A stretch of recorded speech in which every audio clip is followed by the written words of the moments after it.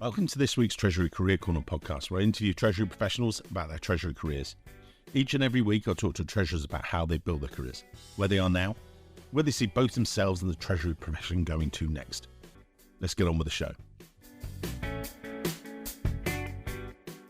So welcome to this, our biggest ever Treasury Career Corner live in London.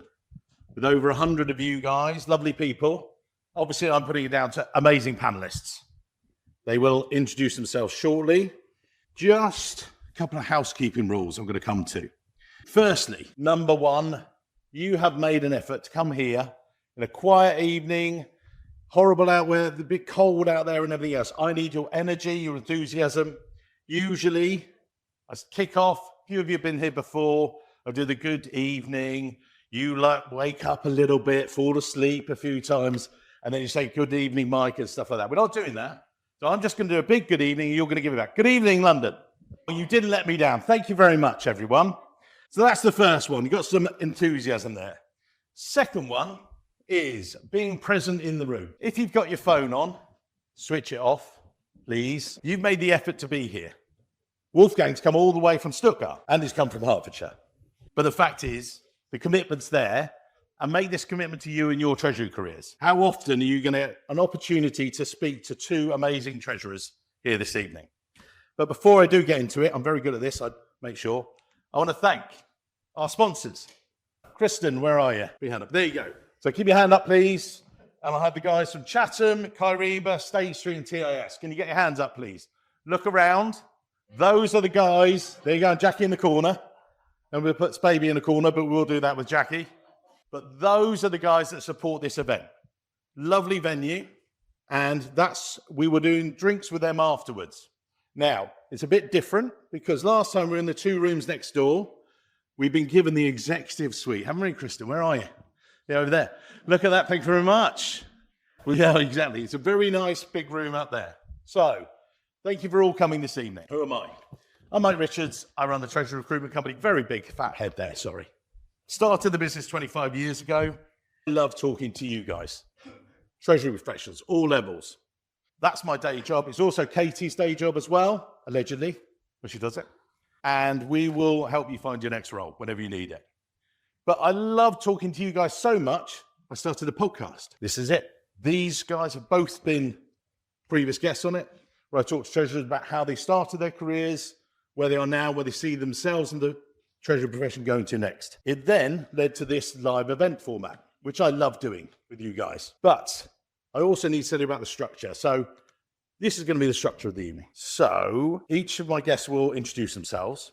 We will then go through some of the topics. Obviously, they're senior treasurers. Andy at Tesco, Wolfgang at Porsche. When we get later on to the Q&A, ask them questions. How often do you get to ask treasurers questions that they will answer for you straight to your face? As long as they're not hard questions. They won't be hard questions, Andy, don't worry.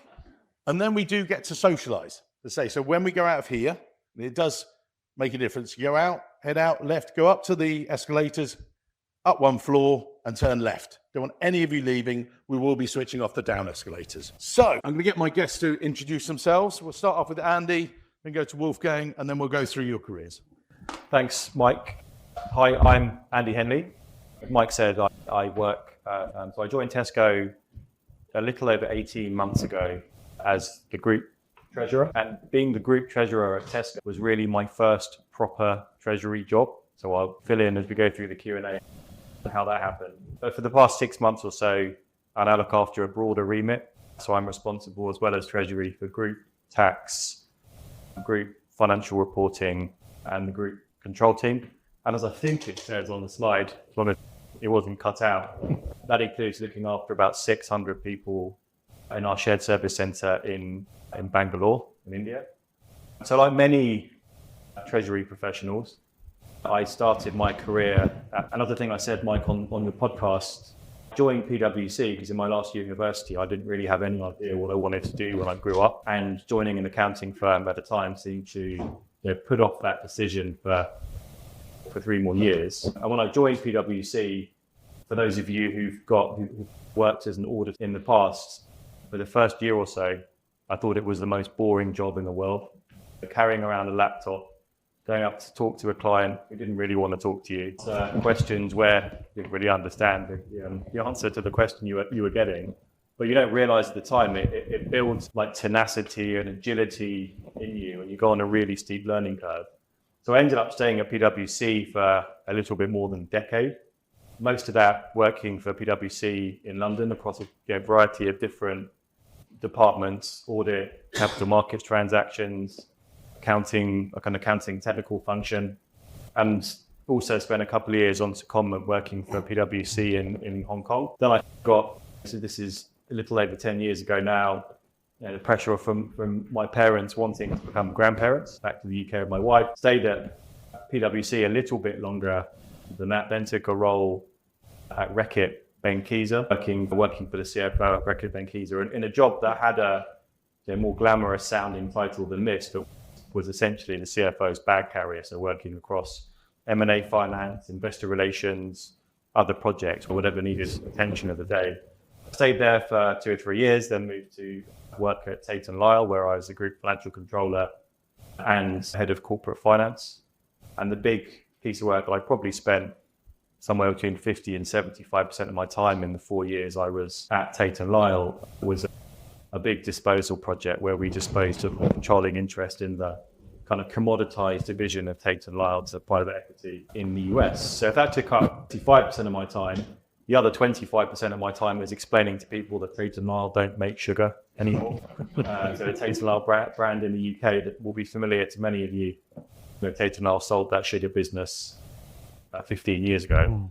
So actually moving to Tesco, it was quite nice not to have to explain every time I introduced myself. No, that's actually not what they do.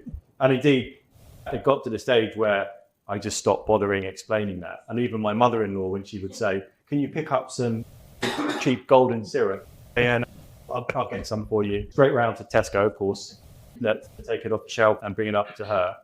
And then, so 18 months ago, joined Tesco, so looking after group treasury at a really exciting time for treasurers more broadly.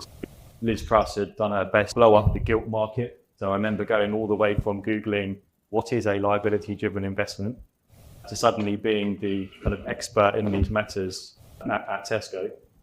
And we'll come on to it. I think it's a brilliant kind of example of the expertise you're expected to get in a broad area across kind of treasury and corporate finance. And before I run on too much longer, that's where I was 18 months ago. And as I said, taken on a broader remit in the last 6 months. So we're going to dive more into the international experience of both Andy and Wolfgang in a moment. But Wolfgang, over to you yourself. So that was impressive, Andy. I don't actually know where to start, but Wolfgang Ratter is my name. I'm Austrian, and I'm very glad to be in London. Thank you very much for the invitation, Mike. We've been working together for quite a while in different companies, so maybe my background is a bit different. I must say, maybe when I start very early, I grew up on a farm, so I was the youngest of 4 kids, and it was always foreseen that I would run the farm. And that's where it was. My first education is basically being an agricultural engineer. And I decided actually this is not enough for me. I actually worked 5 years at home with my parents, and it was a dairy farm. And then I decided actually to move on, and I wanted to go and do something else. And a bit more international as well. From Austria, small farming environment coming.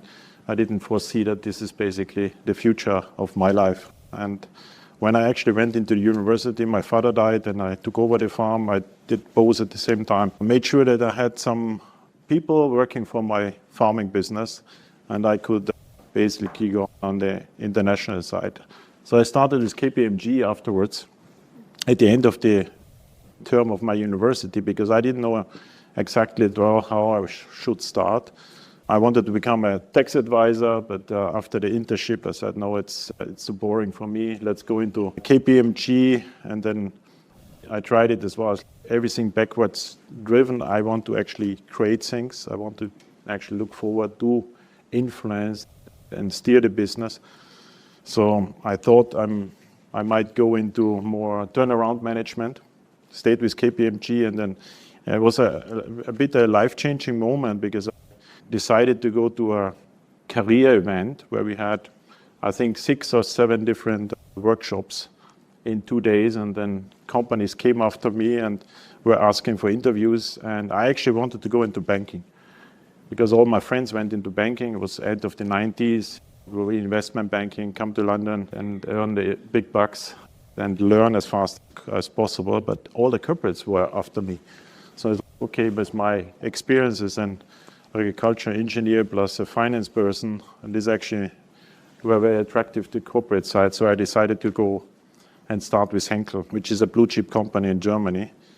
And the reason why I chose Henkel is I wanted to go overseas as quickly as possible.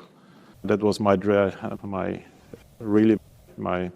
direction I wanted to go. I always wanted to go to the US, and 6 months later I was in Hong Kong. So agility was never an issue for me. I started in Hong Kong, it was the 11th of September 2001. So I think everybody remembers this date. And I started in corporate finance, so I didn't know anything about treasury. Came back to Germany and worked in corporate finance, and then they asked me whether I want to go back to Asia. And I say yes, I really enjoyed the stint in Hong Kong and to run basically for the Asian Pacific Treasury or support the Treasury in Asia Pacific. And on the way there, the plane didn't go to Hong Kong, it was turning to Shanghai. So in 2002, I arrived then in Shanghai instead of in Hong Kong, where I was supposed to land, but the double tax treaty between Austria and Germany and Hong Kong was very unfavorable. So they parked me in Shanghai and say, you need to learn about how actually to run a virtual organization as well. So my boss sits in Hong Kong, I was sitting in Shanghai and covering the region in Asia Pacific. It was fun, so I worked 5 years for Henkel, and when I was in Shanghai, I realized there's a lot of American companies, they're very successful, so I wanted to see what the difference is between the different leadership styles, and then I joined an American company in 2007, stayed where it was no tolls, but back in Europe. So I had no family with me, so I was totally free, and I wanted to come back to Europe as well for family reasons. And when I had the interview, I said I want to stay in Europe for at least 5 years. Started in Germany, and a year and a half later, I was back in Hong Kong, taking care of Asia Pacific and the Middle East, which was very exciting and a big role. So it was a fantastic experience because a lot of growth. Turnover went from 7 billion to 12 billion in 5 years, and that was pretty exciting. And then I came back to Europe, went from Treasury out, because I always had the dream to go to become a CFO. So I went into the business, took over the CFO role in Europe for the metal business, did a lot of restructuring, post-merger integration. And then in 2017, I was asked whether I wanted to go back into Treasury at Porsche. So that's why I moved to Stuttgart at that point of time. It's a fantastic company, and the idea behind was as well, Porsche is part of the Volkswagen Group, but to become independent, and if you're going as a treasurer to a non-independent company, then Treasury doesn't have really the essence of it. So the IPO was very much straight from the beginning on the table from 2017. It took us 5 years to 2022, where we went IPO and built up the Treasury organization there. And now we are a public listed company. So, we're going to go through here. We're going to talk about different areas. In fact, we'll jump into the international side because both of you have spoken extensively about being in Asia Pacific and things like that. Now, do you think, I was going to go into what the biggest challenges maybe you had when dealing with the different cultures there and what it was like being there. We'll go to Andy and then we'll come to you, Wolfgang, about that. But again, leadership style. Firstly, what did you have to adapt there? And do you think it's necessary? I was talking to a treasurer just the other day, and he was saying, yes, you have to go international. You have to have an international assignment. And I was like, but do you? And he was like, yeah, it's brilliant if you do, because it really gives you that with the different businesses, and that's really helped him. You've both done it. Would you say that's something everyone has to do with leadership and everything? Yes, Mike, it's a really good question. I haven't done it quite to the extent where the plane lands analogy. was planning to go to Hong Kong, went to Hong Kong, stayed there a few years in there, and came back. Taking a step back, what I would say is actually I think it's desirable in life, right, to spend some time living away from your home country, irrespective of the benefit for your career or otherwise. And when I was growing up, I didn't leave the British Isles until I was 12 years old. So I always had this kind of desire to be much more international as I grew up and in adult life. And I remember at PwC, it was like the expected thing, right? At some point in time, you'll transition and you'll spend some time overseas. And what lots of people would do is either go to Australia and have what looked like a brilliant time for 2 or 3 years, or they go to the US. But then a small number of people each year would go to Hong Kong, because at the time, there were two of the big trading houses, Jardines and Swire, were clients of PwC. So you would go out there and one of those two clients, which is a fantastic experience.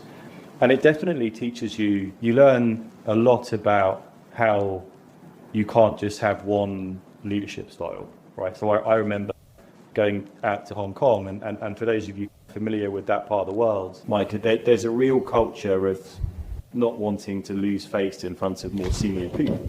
Yeah.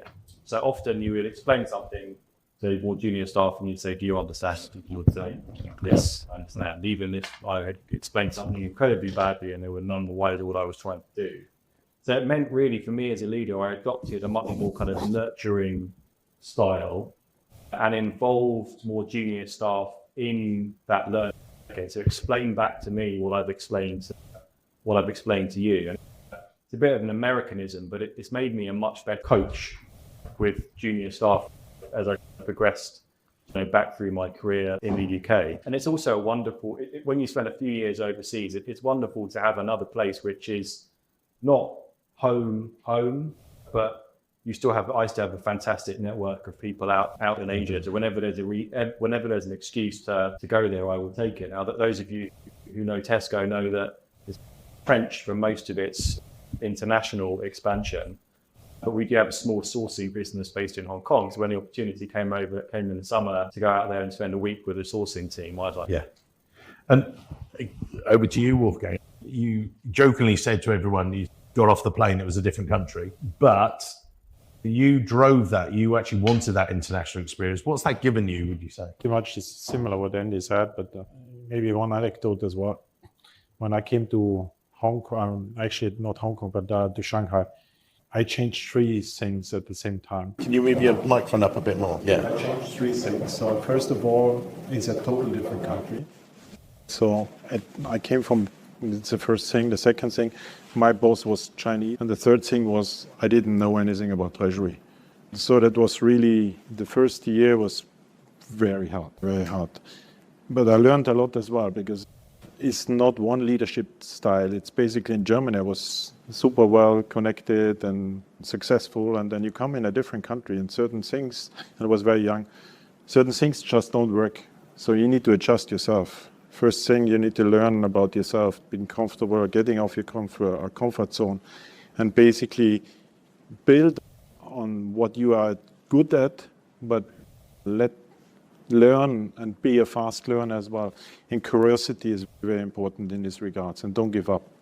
And then really listen to the people there, because they are much better than you are, and learn from them, and just be a copycat in this regards. And I think this is what I harvest today. It was hard at the beginning, but it was an extreme steep learning curve. And Hong Kong is a very different than, let's say, Shanghai at that point of time. That was the early 2001 to 2004. They were basically really, everything is in developing mode and not many expats. So it was a different environment. But really, to become a leader is a different perspective from different angles, and everybody is a contributor. It's not I know it all. No, there's a lot of people that know it. You're trying to bring this together, and how you nurture that, and how you really bring then success or value added to the company. So when I spoke to both of you on the podcast, a strong theme was that you both are highly focused on developing those teams. Now, you both explored it a little bit there, but Wolfgang, you went through a transition with your team that you were reshaping it in the past few years, and then we helped you recruit some people. So I wanted to talk about how you refocus that team. And then, Andy, you and I were then just talking a moment ago about how you building your bench strength and everything else. So I'll come on to that. So I was going to go with you, first of all, Wolfgang. That how have you mentored and coached that team? Because again, this is a number of more senior leaders here, and they've got teams, and they're going, I want to hear from these two guys about how they're doing it right. And maybe also some of the mistakes you've made or missteps you've made, because you never make a mistake, obviously, that we're going to put in ever. But any missteps you made? Wolfgang, for you? Yeah, man. I think the first thing in building a team is you need to hire the right people. Yeah, they need to fit in the cultural environment you're in. And I always hire not for skills, I hire for attitude. They need to have the right mindset. They need to be willing to learn, fast learn, go the extra mile. That's what I'm trying to figure out when I hire people. They can help. Yeah, this is with multiple interviews, going to events like this as well, that they see how I react and what kind of person I am, so that they can make a judgment as well and trying to understand. There was different ways how they did that, but in my different companies, we did it differently. In Johnson Controls, for example, we had really the tendency that everybody had a say to it. Yeah, if one says no, it doesn't fit for whatever reason, then we agree to it. Now it's a bit more different, that we really have a lot of different rounds. We have as well assessment centers where you go through. It's not a hard assessment center, but you go through, especially when you acquire new people into the organization, how they react in leadership style and situation. And it's not about that this is wrong or right. It's about the cultural fit. And the German cultural fit is different than a Chinese cultural fit or the American cultural fit, right? So you need to incorporate this a bit together. And I think this is one thing. The other thing is, which was very important as well, that I try to build a team. They are very strongly minded, yeah? So that they speak up and they don't hold back. And you need to create this trust environment as well, that they speak up. So team building at the beginning is important. And then you hire people, then they are better than you are in certain areas. So that you have a good team you can trust, and they can actually play soccer. And I think also, just to add in something there, both Katie and I have recruited for Porsche since that, and when you went through the development. I remember one of the guys actually got rejected for one of the interviews, or basically he turned up, he was 5 minutes before, he wasn't on Zoom, it didn't work properly, this wasn't going right and everything else. And Wolfgang said that actually quite a nice guy, but not right for us, because you can't have those mistakes. What if you put him in front of the CEO and everyone makes a mistake? Why didn't he go on the Zoom link half an hour before? Why not be prepared? And it was like, oh, Mike, I'm sorry about this. But no, I accept it. Today we were just talking about the fact that Wolfgang flew over this morning and he had prepared it with an exec meeting. I was here an hour and a half early. Be there early, because otherwise it was going to be Katie sitting up here and she'd never talk to me again. This is a bit about respect, right? Yeah. Being respectful to others, that means as well, when I come in, somebody is waiting there, it should be on time. And I learned that very much in Asia, in a way as well. I was never late, but the Japanese, they are on time always. If you have the Japanese, the German are on time, but the Japanese are even more on time. Yeah, they are, because if the clock turns, the Japanese, they call. And that's what you need to learn. It's just respect, being respectful with people. And I think this is the intercultural way as well, that respect is not black and white. You need to understand how they react and how you emerge into a different culture. I thought you were going to say that the guy turned up the interview in a Mercedes or BMW, and that's what. that was on the gate. The guy said, "No, turn him away." He's then covered it. Yeah.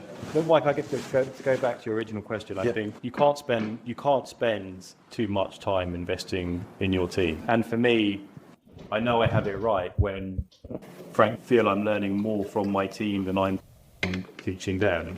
That shows you've got the mix right, and you've recruited right, and you've developed people in the right roles. I was very lucky starting at Tesco because Linda Hayward, my predecessor, had built a fantastic team and a brilliant mix of different personality types, some kind of fresh blood that had been hired recently, and people that have been there 10, 20 years, and indeed the group treasury accountant had been hired by Tesco the year I was born, so I thought, yeah, he's pretty good. These people are really going to get most stuff right. So really what I've done since then is try to expand the reach of treasury across the organization.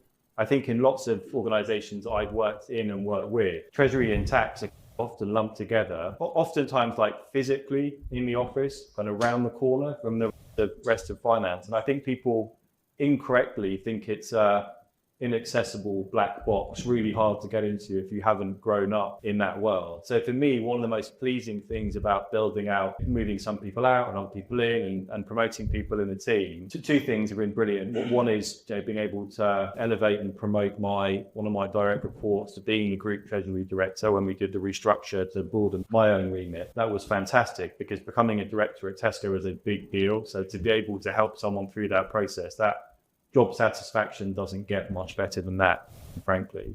And the other is a number of people who, in the 18 months that I've been there, who aren't treasurers by background, haven't worked in treasury, who now want to work in the treasury function because we've been much better in the last 18 months at getting out and facing into the business and helping them solve complicated challenges, be that ups and downs of FX, be that the energy crisis challenge we've gone through.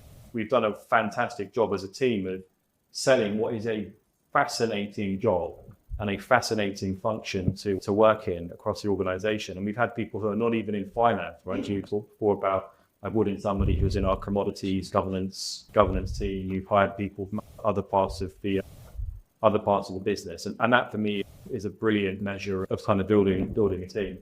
You asked about like mistakes made from a team building perspective. The one that I think comes to mind is, and maybe it's a bit more of a British cultural thing, but I think often we're not quick enough at making tough calls. And sometimes you haven't got quite the right people in your team. And the thing that I've learned over years is if you think you haven't got the right person, you definitely don't have the right person. And the quicker that you resolve that situation, the better it is for you and your team. And if not more importantly, the better it is for that particular individual as well. So I think I've got better as I've grown up through my career at making those tough calls because 100% of the time it's worked out better for that individual as well. Yeah. And this is called the Treasury Career Corner. So it's about careers and the career steps. So we're going to talk now about hybrid. It's something that pre-COVID wasn't a thing. COVID, if you like, accelerated flexible working by 5-10 years quickly. And obviously everyone's had to get used to it. And now as we come out the other side, it's different. We'll go to Wolfgang first and then to you, Andy. But what I was going to say to you guys, just give them a second, is in about 10-15 minutes time, Katie will come round with the microphone. You are going to get the opportunity to ask these amazing treasurers. Don't ask me questions, you can talk to me in the bar. But you'll get to ask them so think now. You've heard a lot so far, but keep thinking about what tips you should be able to get from these guys. Wolfgang, hybrid working, its benefits, challenges. How do you do it with your team and make sure that it works for everyone? Communication, I know it's a challenge now. It's another thing on your plate as a treasurer. Do you? Yeah, I think we were lucky enough that we basically could actually go from one day to the other in the hybrid working environment. We were ready in 2020. I still remember 16th or 17th of March when we basically turned the key and just said, okay, we work from home, we could do it. So from that angle, that was very good. Did we have a lot of learnings? When you look at how our business were progressing and basically growing, we were very lucky, and then a fantastic environment as well, where we actually, from the treasury team's perspective, used this very well. But I think now 4 years further, we see there are some limitations to it as well, right? So we are human beings. We want to have, I think, connectivity, not through digital environment. I really, and that's why I'm here physically and not digitally. I like people in the room. The energy gives me energy, brings new ideas in. You have not always an agenda where you basically just run it through. You have people around to help you because you're not very good, right? I can't program Python, but my colleagues can. You just ask them, you have a minute. In digital environment, you miss this. So I guess we lost a little bit in this respect, the connectivity and the innovation and the energy level. So I think we need to adjust this. I think this hybrid work mode, you need to find the right way. I'm very lucky with the team I have because as treasurers, I don't need to motivate them. They're very highly educated. They are really driven. But of course, they move to different cities now. It's a bit harder to bring them together. And we see slippage. Yeah? And I think this is very important because slippage in the way is a sense of urgency. And sometimes you move then, okay, I'm in the office Monday, Tuesday, Wednesday, Thursday, Friday, I'm not in the office. So let's move it to next week instead of doing it on Friday because you're anyway in the office, right? This is a bit the tendency what I see in corporates. And there's a lot of discussions now in Germany in particular going on because the labor unions are coming from that angle as, okay, we made a rule and now we are sticking to this rule. I think the flexibility is important. I don't need the people to be around me. I need making the free choices and doing a fantastic job, but no slippage, no moving of sense of urgency, because we are in a competitive environment, and this competitive environment needs that we are fully engaged in these regards, and it put the focus on it. And I think this is where I'm a bit worried how we actually, particularly in a very regulated environment, use that, because I think we can have all the freedom. It's just how do you balance it out? I make sure it works. Yeah. I kind of hope within the next sort of 18 months or so, we stop talking about this at the top of your conversation and it just becomes the norm. Yeah. I was very old fashioned in the days before COVID. If I was at work, I was at work. If I was at home, I was at home. But at the time we first went into lockdown, so March 2020, I'd been taking our 6-7 months or so. We were a March year end. So I remember sitting there and thinking, shit, we're going to have to close the books, get audited. You had a letter from the FRC about last year's accounts to come in, and you think, I don't know how this is going to work from home. It worked incredibly well. And look, I mentioned the project I was working on at my time. We sold half of the company, soup to nuts, remotely. Everything done virtually through Teams. And I think that it made people aware that you don't have to be physically present. You don't have to be physically present all the time. You can still make it work. I think now we're finding the right balance in most companies. I'm always surprised when I hear people saying we're mandating 5 days a week back in the office, because you think that's not necessary. But equally, flexibility cuts two ways. I get just as frustrated when I hear people complaining about having to come in a day a week or a couple of days a week. I think particularly as you're building your career and you've got lots of more junior staff working for you, you need to impress on them. Don't underestimate the impact of being together in a room with other people. So particularly if an inquisitive person that wants to get on, it's a kind of slightly lazy expression, but there's this process of osmosis that you can learn just by sitting with other people that are hearing what's going on. And I certainly benefited from that in my career. So I think now we've got the mix about right. Exactly as Wolfgang says, I take the view that I employ bright, hardworking adults, and bright, hardworking adults know if they need to be at home or know if they need to be in the office or whatever else it may be. So it worked pretty well. The other thing I do gently remind my team about from time to time, if they're grumbling about we now have a 3-day a week and 3 day in the office per week policy, I think you also have to look out across the broader organization. And I say, look at Tesco, we have 320,000 people who have no choice about where to work, right? They have to show up every day in store. And by the way, that was equally true through the pandemic as well. So I think it's very easy to look at things just through a corporate lens. And I think having an appreciation of the rest of the organization that doesn't have the luxury that I do of sitting in a nice office at the top of my house, appreciating that from time to time was really important. I think this evening proves that Treasury professionals like to be in the room together, that we're going to collaborate afterwards, you're going to get other ideas. And when we've recruited for a number of our clients, it's a warning sign to us as well. Someone said, I want 100% remote and I want to be in Treasury. I'm like, okay, here's somebody else's number. Because at the end of the day, it gives you a message that they probably aren't right for Treasury. There might be a technical discipline they would be, But Treasury by its very nature is collaborative. And that's what we get, all this different knowledge when I do the podcast. And that's what I've got so many times. You know, when I started the podcast 6.5 years ago, I thought I was a pretty good recruiter. Now I'm a really good recruiter because I really understand. So far, I'm still, work in progress. Now I understand 350 different treasurers. And people said, oh, when's it going to stop? It's not stopping. I thought we do 10. And actually, when I go to the conferences, within 10 feet of me are 10 different treasurers, and everyone's got a different story. You all use the same tools, but in a totally different way. Debt laden, cash rich, private, decentralized. That's why it's so fascinating. But going back to you guys and technology, we're going to jump into this. I'm not going to do AI, as you said, it's as tired as hybrid. What I was going to say is, I know that you, Andy, would come into a bit of commodities, because obviously that's a big thing for both businesses and things like that. You have integrated talent into that area as well. It's going to do that a bit about technology, and then come to yourself, Wolfgang, as well, a little bit more, because a bit of an award winner or some of the team and things. So I'm going to come into why you think that's quite important, or some of the projects you've done as well. So with yourself, Andy? Yeah, so given that you called out Kyriba being in the room, I should say we implemented Kyriba. Yeah, there you go. Platform. Thank you for sponsoring us, Kyriba. Thank you very much. Works very well. The biggest investment that we've made in technology, in finance more broadly at Tesco, in Tesco more broadly, interestingly, is it's actually invested in people. So I mentioned earlier, we have a big Tesco Business Services, a GBS operation in Bengaluru.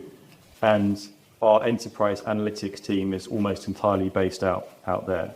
So when we set up the shared service center 14, 15 years ago, it's longer than that, nearly 20 years ago, it was all set up out of salary arbitrage opportunity.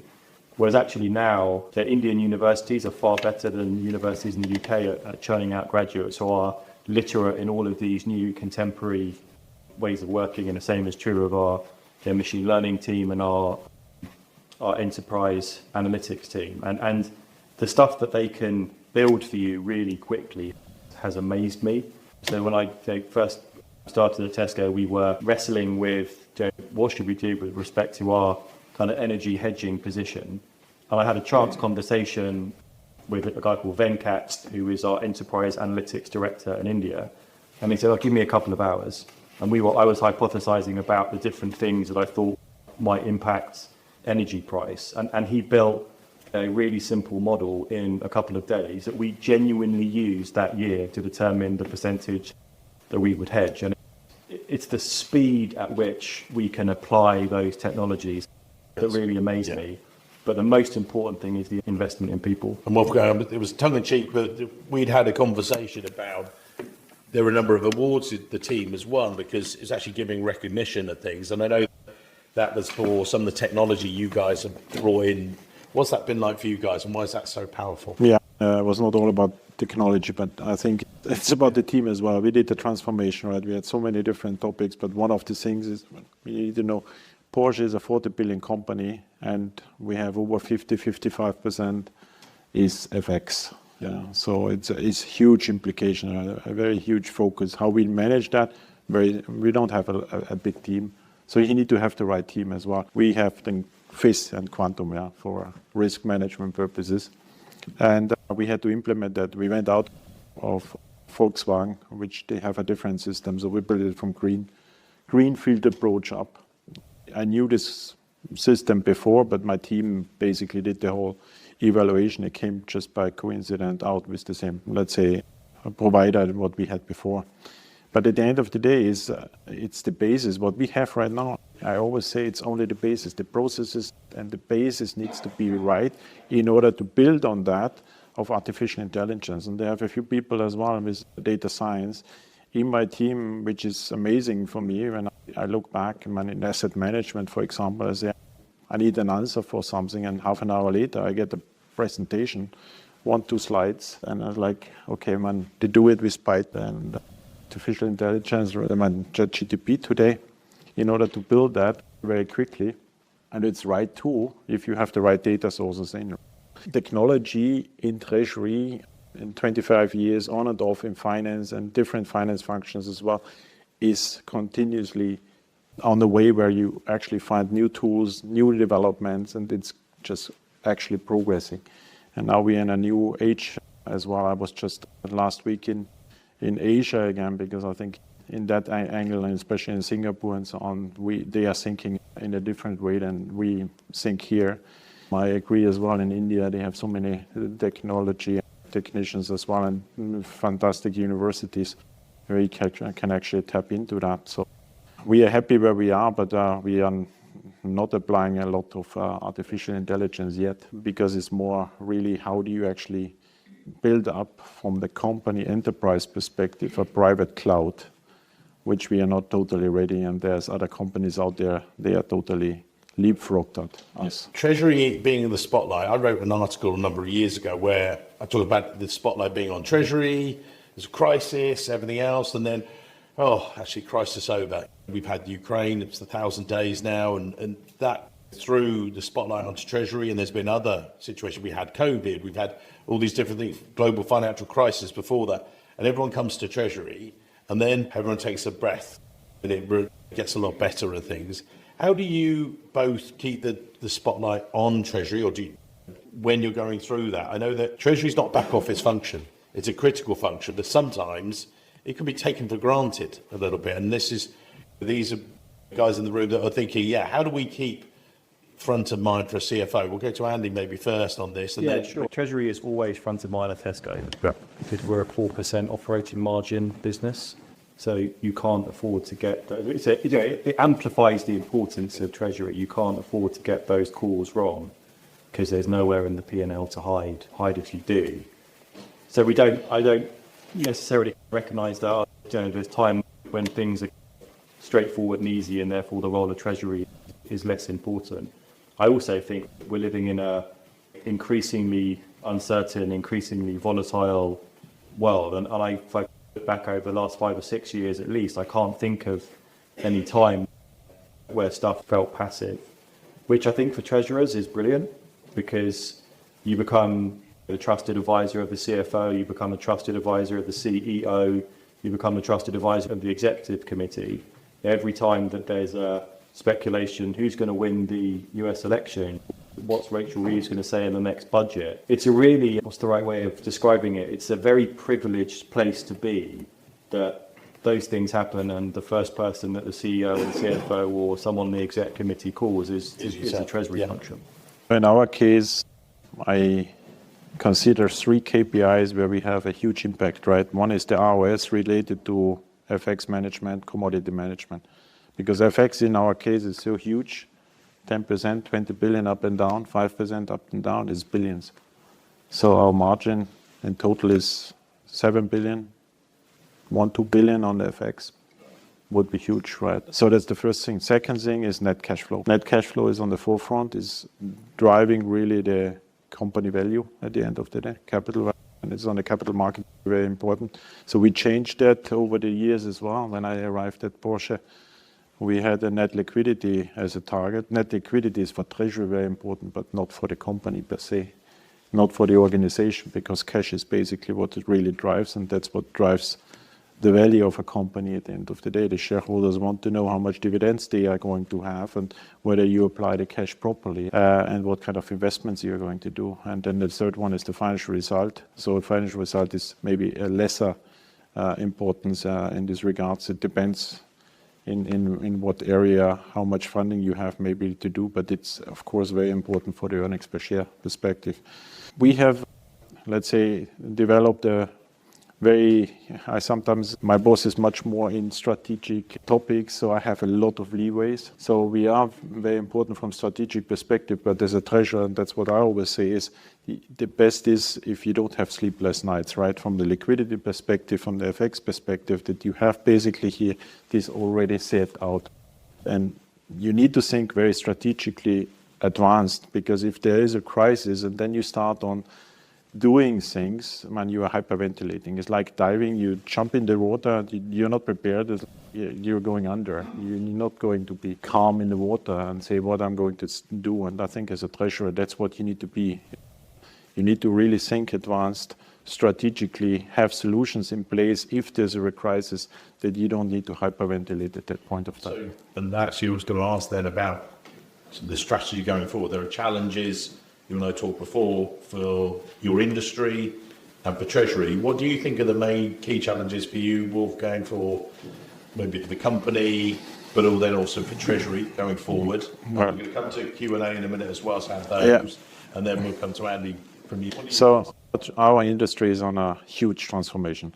It's maybe everything coming at the same time. It seems a bit. It's electric vehicles, right? So it's geopolitically different regions. There's tariff implications and technological differences as well between the region. Because in the past, you can imagine, and that's where we came from, is a luxury sports vehicle manufacturer. We produced and engineered the cars in Germany, and we exported it because everybody around the globe, they just love our cars. Now, unfortunately, it's not the same case anymore. The US has a different perspective, the consumer perspective. The Chinese have a different, just to take this two, have a different perspective in terms of what they expect from the electric vehicle, from the connectivity perspective. And so you need to be agile and adjust to this. Now, geopolitically differences as well. If you have tariffs, what does it mean from the supply chain, from the value chain perspective as well? And that has implications for Treasury. How do you, just to name maybe one, is how do you fund your suppliers? Because your suppliers, you need to bring them along in this transformation. And you need to have the suppliers, they are still producing and helping you to produce for the next 10, 15 years ICE cars. On the other hand, you need to have new suppliers coming in. How is the Treasury guys in this room, and what should they be doing? Reaching out to the business? Or? Yeah, you need to be a business partner. You need to really listen and being close to them. This is the main job of mine, is to really be close to the business and understand what their needs is and how I can actually create value in terms of a risk management perspective, but financing perspective, and offering solutions or have solutions already somewhere in the drawer, because sometimes you're trying to push to the business solutions, they don't want it. Okay, so you can push very hard, but it doesn't help. So maybe you have somewhere something in a drawer. When the time is right, then you can go and implement it easy as well. But then you are a valued strategic partner as well. Okay. And we will get takeaways as well. So Q&A, then takeaways. But Andy, yourselves? Yeah, we have some immediate challenges. The Chancellor helpfully dumped a couple of £100 million worth of cost in our P&L. Yep. With the change in national insurance a couple of weeks ago. When you're a razor-thin margin business like we are, those challenges that you have to deal with. But look, I think Tesco as an organisation has proved in the past that it deals well with their uncertainty, and I think that the secret is reacting to those challenges better than your competitors. So there's some immediate challenge to deal with. I think that the technological change in grocery retailing is clearly not as profound as an organisation like Wolfgang's, but I think as human beings, and I'm sure I covered this on the podcast, we're becoming increasingly impatient as a species. I did myself. You order something on Amazon and you get irritated if it's not coming the next day, right? and that's only going to get harder and harder, right? So again, being able to navigate that change in behaviour through technology is incredibly important. And I always give a plug for it, but Tesco, we run a rapid delivery service now called Whoosh, so you can order your groceries and they come, I think the small print says in as little as 20 minutes, but it's pretty bloody quick. And I think that those are things that you have to get right just logistically as well. Through times of change. Okay, audience, you've got this amazing opportunity. So Katie with the, there you go, nice and bright. Where you got up? Questions from the audience, please. I want to know what Wolfgang's favourite car is before we get to which model of car. Yeah. No, which you can do that in the bar. Into the microphone, so everyone can you hear me? Yes.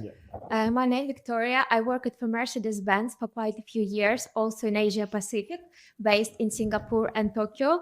And I have a technical question to Wolfgang. So Mercedes-Benz approach in terms of FX hedging, we had a natural hedge. So we would usually reinvest the capital within markets we are working on. And I noticed it even from my time in Singapore, you usually take a very different approach. And just would like to know the reason why such a different strategy from very similar companies. Cool. Yeah, this is actually a very good question. Thank you very much. on the one big difference is we are not a volume car manufacturer, right? So we produce around about 300,000 cars. In order to look into a new production site and new facilities in a different region in order to do natural hedging, you should have around about 100,000 cars. So when you look at Porsche, the 300,000 cars, we have 6 different models and a lot of different derivatives. Yeah, the 911, for example, you have a 911 Turbo, just to name a few. Then you have a Cabrio, you have a GT3, you have a lot of different derivatives, and you have the same on the Cayenne side, a similar thing. So we don't have enough production capital volume in order to go into different regions to do a natural hedging. We looked at it, but this is basically not necessary. That's why we have a very different hedging strategy, which is in this regards, all the production is in euro, and that's why our FX exposure is very high. And that's why it's very much a big focus from our perspective to really make sure that we have here a long-term perspective on that. And it's not, is it an unfair question what are your favorite Porsches or the others? No, it's not an unfair question. I think we have fantastic cars throughout the models. No, but really, man, I drove a 911, but just returned it. Now I have a Taycan, which is an electric car. I drive a Taycan already since 5 years. I have 2 cars, fortunately. My wife didn't like the 911 too much because we have 2 kids, so she needs to have a Cayenne. This is luxury problems. Any other questions? Yes, thank you. And we will be heading to the bar shortly, so don't worry. I can see a few thirsty faces. We will be directing you the right ways shortly. But yeah, please, your question. Hi, Sohail Shah. I'm a head of Treasury Accounting at Anglian Water. My question is mainly India related. So when we talk about shared services or GBSs in India, I know technology is a big yes for India, but do we have enough treasury shared services and services in India? Yeah, so look, let me take that one. I think what I found in the time I've been at Tesco is it's amazed me just the capabilities that we have in our GBS in India. And I think a significant part of our Treasury back office function is based there. What we try to do in Treasury and across the finance function is every time there's a vacancy opens up anywhere, even if that's a UK-based role, we're now flipping the question the other way around and saying, why can't this be in our shared service centre? And sorry, audience dip, I shouldn't call it a shared service centre, essentially, we call it our global business centre. And we found almost every time we're able to find the right people in our GBS and Bangalore to do the roles. So it's, and it becomes, you get into this fantastic kind of virtuous circle, because once you do that, we're giving people, you're removing that glass ceiling of the opportunity that exists in a GBS environment. And like my word, your attrition metrics drop rapidly when you're able to open up the world or the rest of the organization to people that work in GBS. I'm going to move to the takeaways for our panelists, because then you can actually ask them one-to-one questions when we're upstairs and things. Andy, yours are your key takes, so you can go through all of them. Whichever wants to try and remember what I wrote now. I think a lot of these I've covered, right? The uncertain times, your role makes a huge difference. You're only as good as your team, and over-investing in your time in team development is massively important. I think the biggest one I probably haven't talked about that for me personally is really important is the bottom one, which is the importance of acting with integrity. And I have 2 kids who are 8 and 6, and they're getting to that age where if they need to, they can lie to get away with something. And I've been trying to say to them, actually, integrity is really important. And I always associate it as being, you do the right thing, even if nobody is watching you. Yeah. So Wolfgang, for you? I think I covered it pretty much as well. So first one, I think strategically, I think very important. Treasury, when I look at Porsche, we have around about 40 people in Treasury. This is really business partnering, so you need to be part of a strategic and create strategic value and business value by thinking strategically. Be prepared, it's the mantra. Do your homework, make sure that you have some ideas and solutions in the table. What I really learned in China is one solution is not enough for 2. You need to have a handful, because it always changes regulation. And I think now we have it on a global scale even as well. One solution doesn't work. Be business partner. Working in your corner at home doesn't get you anything or anywhere. You really need to reach out, get information, know how or what the business needs. So being a business partner is absolutely extremely necessary. Be a trusted partner and then hire the best people. You can't do it alone. Yeah. And the best, I can relax when my people are working and they know what to do and they actually drive me and ask me that I can help them. Then I know then the team is working and I don't get many calls. That's the other thing. Yeah. I have had one at some point of time. Is like, okay, manager told me, okay, I like when people call me. I say I don't like when people call me because then I have a problem most of the time, and I know that the organization is not mature enough at that point of time. The best is actually that you can create new things, or they come to you and say, I need your help. Okay, my slide. Now, some of you will have already seen it. It's not really changed very much. And actually, Carly, who you've all had emails from, has said, oh, do you want to change this? I went, no. Actually, mine is, first of all, give yourselves a pat on the back for actually being here today. There were a few people, I said to someone before, apparently we're all snowed in. It's a blizzard outside because someone said, and I looked at them and I said, where's this lady based? She's based in London. So be careful out there. Yeah. Abominable snowman and all that. And she went, oh, it's the snow in the trains. I went, really? But you've made the effort and actually invested this hour with these amazing treasurers. But then connection, going upstairs in a minute, I jokingly all say, oh, have a beer and things, but do. Because otherwise you can, in a minute, you can just go get the down escalator. You can just leave. We were saying before, oh, what if you want to leave, go. There's free booze upstairs. But secondly, there's free advice. There's other colleagues. Treasury is collaborative. You can actually you can connect with people and take some notes. I talk about this lots with Chris Fulton, great networker in the US. He always makes a note on his phone or takes a business card. You might meet someone up there that could be your next colleague, could be someone that works for you, might be your next boss. Just by investing this time, it's actually an investment in yourselves. That's one of the key things. I was wondering where you were going to stop with that, Mike. Colleague, next boss. Okay. No, that's it. No, we're just stopping there. But send me your CVs. And then follow up as well. So if you make a good connection tonight, refer to it on LinkedIn. Don't just send them a quick automated connection request. Actually follow up and go, oh, we met at this. Love to be part of your network. And follow up. You guys are great networkers. You proved it by being here. I want you to put your hands together for these amazing panelists. And there you go.